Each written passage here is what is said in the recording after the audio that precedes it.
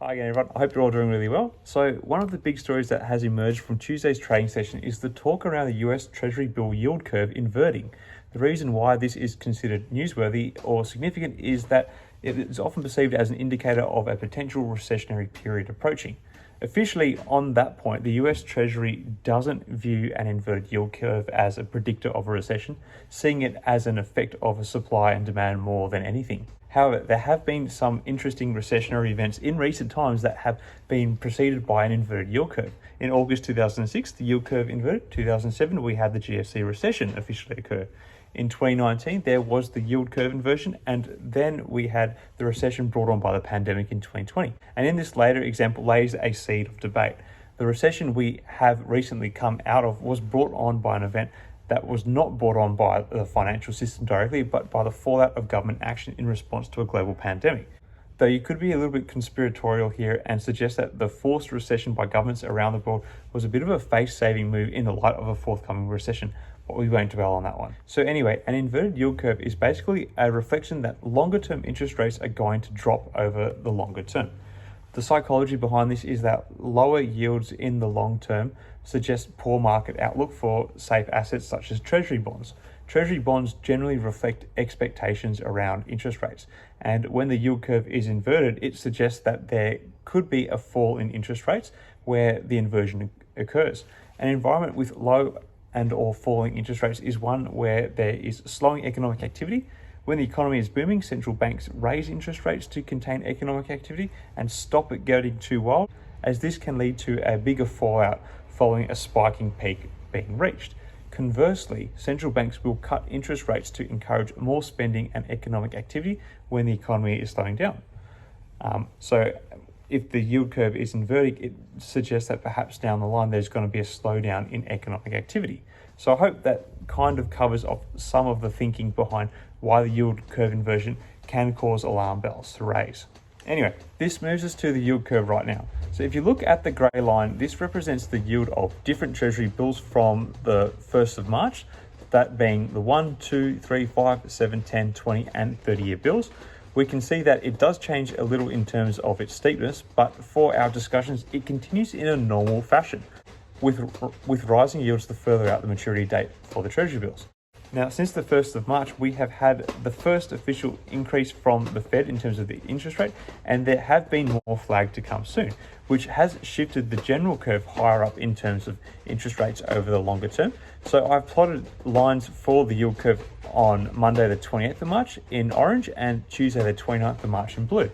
As we can see, not much has changed between the 2 days, and the lines basically run over the top of each other.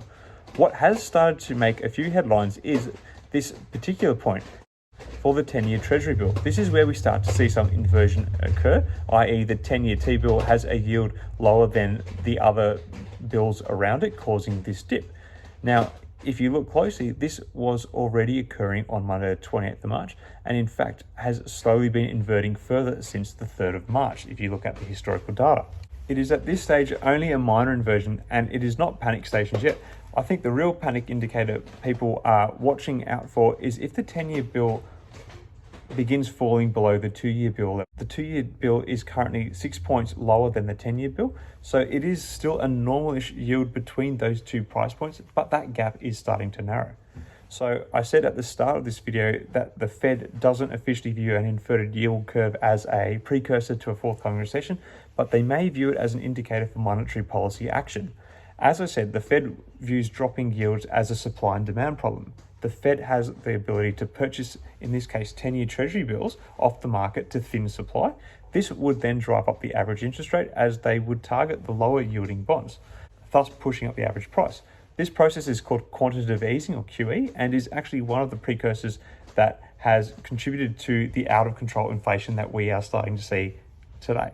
Now, what may stop the Fed from addressing this at the moment is that throughout the whole pandemic, they went on a massive program of QE and are only just slowing down now. And since that has contributed to the high inflationary environment we find ourselves in today, they may not be in a hurry to engage in such a program again, at least at this point in time. Basically, they may feel their hands are tied with overusing this sort of action at the moment. There is also one point worth noting, and is perhaps another reason why the Fed is at least publicly not reading into the yield curve too closely at the moment. This is the fact that such large amounts of the Treasury bills in circulation are actually held outside of the US, particularly held by foreign governments. This in itself presents its own basket of issues, but for the purposes of this conversation, because there is a large demand for US foreign debt in general, as it is viewed as being a very safe investment by global standards and is denominated in US dollars, the ongoing demand can mean that the Fed has the ability to offer Treasury bills at lower interest rates, which is maybe what we're seeing now and why they view the yield curve as more of a representation of supply and demand rather than as an indicator of a forthcoming recession, as many in the media and the public like to do. Anyway, I'm not saying a recession is around the corner or not, but it is worth highlighting that while this situation with the yield curve is starting to garner a bit of attention, these minor inversions are something that has been seen before and not been followed by a major recession, as some like to highlight.